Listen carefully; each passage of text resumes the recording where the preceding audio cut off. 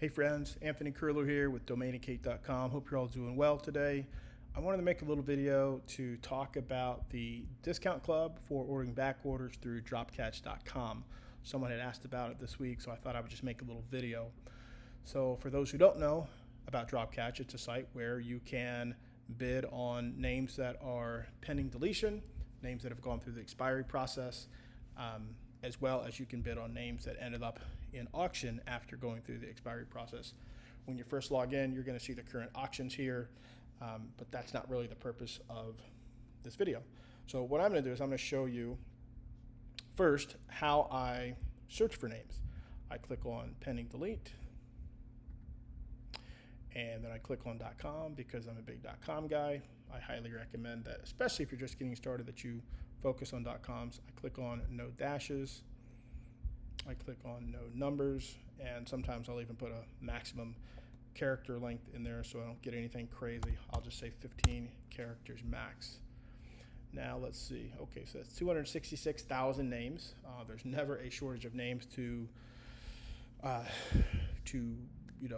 bid on or to purchase in the domain world. So I'll just start with what I see right here. Apex Remodeling. I guess that's the first one that jumps out as, again, not something I would buy because I'm not in the remodeling business, and that's kind of a brandable in the remodeling space. So I mean that doesn't excite me as a name, but this is just for purposes of showing you how to use the Backorder Club.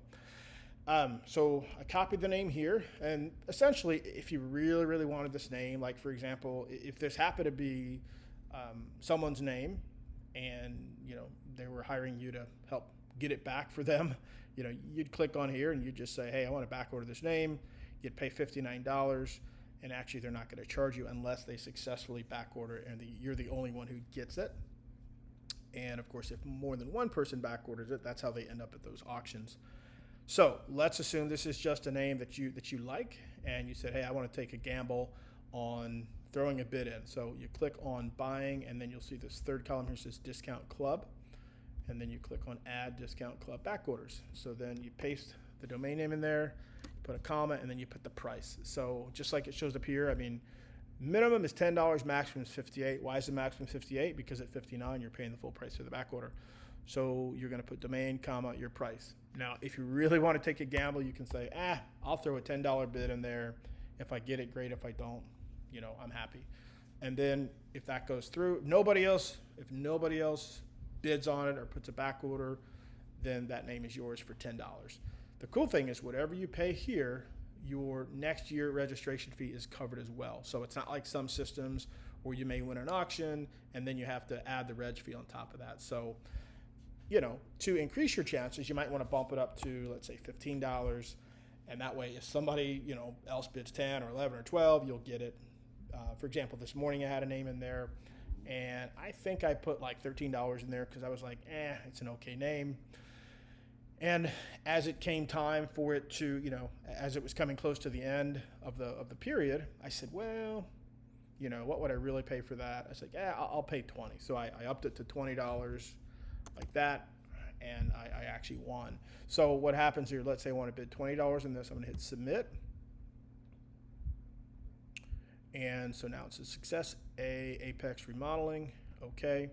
Now it says there's 20 hours and 4 minutes left. So if I leave this here for the next 20 hours, it's going to alert me to say either, hey, you won this name, or it'll say, hey, somebody else beat you out. It might say, somebody else bid 25 and they got it. Or it might say, hey, we couldn't catch this name, right? Because Dropcatch is trying to literally catch names as they are dropping, along with all the other drop catching services out there. So they may not catch it. Or the other thing that could happen is, if it was a more popular name, more than one person may have paid the $59 to back order it, and at that point, they're going to be in an auction with all the other folks that are wanting that name. So that's really it. In short, I'm going to delete this because I definitely don't want that name. And I hope that helps. Hopefully that'll save you some money. I hadn't really thought about a percentage, but if I had to guess, I would probably say 80% of the names that I put through the back order I get. I will also say that I almost never bid $10 for those names because if I'm going to take time to bid on them, I figured, at least put some effort beyond $10. Now, if you want to take the ultimate risk, right? The ultimate risk is to go back to that list, right? Your pending deletes, and you put that name aside and you say, hey, maybe nobody will bid on the name. And then, after that expiration period, if nobody's bid on it at all and it drops, then you can actually hand register it. But, my thought is, even if you're paying, $8 and change for a hand registration, it may be worth paying the extra $4, $5, $10 if it's a name you really want. I would definitely not rely on the name expiring, I wouldn't rely on nobody bidding on it, especially because there's so many services out there where people can find names that are deleting. So I hope that helps. Feel free to give the video a like if it was helpful in any way, and certainly feel free to comment or ask questions or reach out to me directly. Have a great day.